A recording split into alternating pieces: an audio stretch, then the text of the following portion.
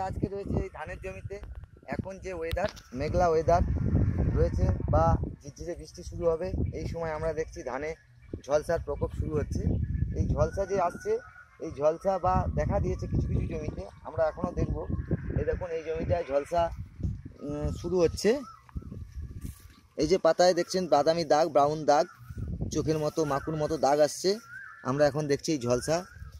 এই ঝলসার জন্য ঝলসা প্রকোপ এবং ঝলসা 3 রকমের ঝলসা হয়, যেটা পাতা ঝলসা, পরবর্তীকালে কাণ্ড ঝলসা বা পাপ ঝলসা, আর এই শীষ ঝলসা।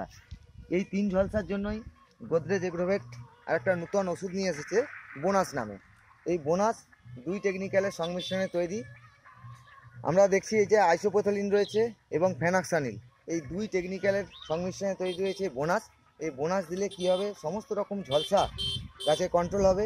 এবং তার সঙ্গে সঙ্গে শীষ ঝলসা, যেটা মেন আমাদের প্রবলেম হয়, শীষ ঝলসা লাগলে আমরা শীষ কেটে যায় বা ডালি কেটে যায় বলি।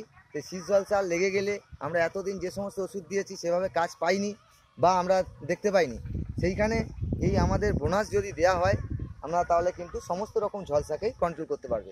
তার সাথে সাথে গাছ আমাদের সবুজ সতেজ থাকবে এবং যে পতাকা পাতা, এই পতাকা পাতাকেও সবুজ সতেজ রাখবে এই বোনাস। এই বোনাস আমরা আলোচনা করলাম বোনাস নিয়ে কী কাজ, কিন্তু বোনাসের ডোজ হচ্ছে আমার 15 লিটার জলে 40 ml, অর্থাৎ 2.5 ml প্রতি লিটার জলে যদি আমরা বোনাস দিই, তো সমস্ত রকম ঝলসাকে আমরা কন্ট্রোল করতে পারবো। তার সাথে সাথে আমার যে মেন প্রবলেম শীষ ঝলসা, শীষ ঝলসার জন্য মাথায় রাখবেন, কাঠি গোল হয়েছে বা ঘোড়া যেটাকে বলি, ঘোড়া বেরো করছে, সেই সময় আমরা স্প্রে করব এই বোনাস। তাহলে আমার লাস্ট পর্যন্ত গাছকে সুরক্ষিত দেবে এই বোনাস। গোদরেজ এগ্রোভেটের নূতন সংযোজন বোনাস। সুতরাং আমরা আলোচনা করলাম এই ঝলসা নিয়ে, এই ঝলসাতে আমরা দিতে পারবো এই বোনাস। পরবর্তীকালে আমরা কিভাবে আমরা আরও ঝলসা থেকে রোধ করে আমরা কিভাবে আমরা কাজ পেয়েছি, সেটাই আমরা দেখাবো আপনাদের সামনে। ধন্যবাদ স্যার। এই যে